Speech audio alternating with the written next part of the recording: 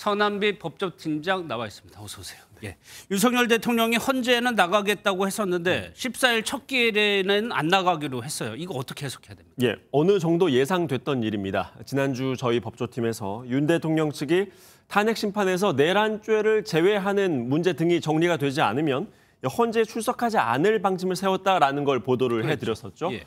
오늘 윤 대통령 측의 추가 입장 발표는 체포 문제도 해결돼야 헌재에 나갈 수 있다는, 헌재에 당장 나갈 수 없는 이유를 하나 더 추가한 거라고 볼 수 있습니다. 저희가 윤곽근 변호사에게 체포 문제가 해결되지 않으면 윤 대통령이 14일 이후에도 헌재에 나가지 않을 것이냐고 물었는데요. 일단 더 나가지 말아달라. 오늘은 여기까지라고 답했습니다. 예. 그러면 의도도 한번 보겠습니다. 탄핵 심판을 늦추기 위해서다. 이렇게 해석을 해야 됩니까? 윤 대통령 측에서는 탄핵 심판이 졸속으로 진행되어서는 안 된다. 그러니까 빠르게 진행되는 걸 막고자 하는 의지는 분명해 보입니다. 다만 윤 대통령 측이 지연 의도를 가지고 불출석한다고 하더라도 헌재의 심판 속도에는 큰 영향을 주지 못합니다. 첫 변론 기일에 윤 대통령이 나오지 않으면 첫 기일은 그대로 종료하지만 두 번째 기일부터는 정상적으로 진행하기 때문에 그렇습니다. 예, 그러면 나머지 기일들에 참석할 가능성은 어때요? 현재로서는 윤 대통령의 헌재 출석 여부는 더 불투명해진 상황이다 이렇게 보여집니다. 예. 공수처가 체포영장 시한을 3주 정도로 길게 받아놓은 상황이기 때문에 영장 집행 시도까지 시간이 한참 걸릴 수도 있습니다. 영장 집행이 불발될 경우 구속영장 청구로 이어질 수도 있고요. 영장 집행 과정에서 어떤 물리적 충돌이 발생할 수도 있습니다. 그러니까 변수가 매우 많은 상황이죠. 윤 대통령 측에선 이런 상황을 이유로 계속해서 헌재에 나가기 어렵다라고 할 가능성이 있습니다. 예, 내란죄 문제도 한번 보겠습니다. 국회 측 대리인단 주장은 박근혜 전 대통령 때도 헌법상 쟁점 제외했다 이렇게 주장을 했는데 예.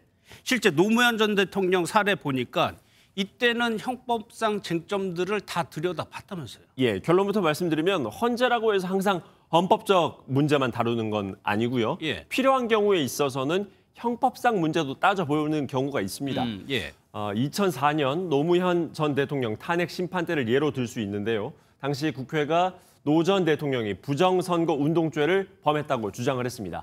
2004년 2월 24일 기자회견에서 국민들이 총선에서 열린 우리당을 압도적으로 지지해 줄 것을 기대한다라고 했던 발언이 선거법 60조를 위반한 것이라는 주장이었습니다.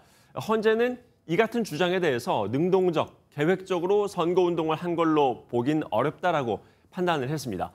지난해 5월 기각된 안동환 검사 탄핵 심판 때도 예를 들 수 있는데요. 헌재는 당시 형법상 직권남용죄 성립 여부를 심사했습니다. 탄핵 소추가 재판관 5대4 의견으로 기각이 됐는데 이때 직권남용죄가 되냐 안 되냐에 따라서 재판관 의견이 갈렸습니다. 예, 그렇다면 이번에는 헌재가 어떤 결론을 내릴까요? 재판부에서 이 쟁점 정리를 어떻게 할지는 전적으로 헌재의 재량과 권한에 속하는 부분입니다. 헌재에서 형법상 내란죄가 성립하느냐를 따지지 않고선 탄핵 심판 결론을 내리는 게 불가능하다라고 판단을 하면 재판에서 이 내란죄까지 포함을 시킬 거고요. 반대로 형법상 내란죄를 굳이 따지지 않아도 비상계엄 선포와 실행에 관한 헌법상 문제만 들여다봐도 탄핵 심판 결론을 내릴 수 있다라고 판단을 하면 내란죄는 쟁점에서 제외시킬 겁니다.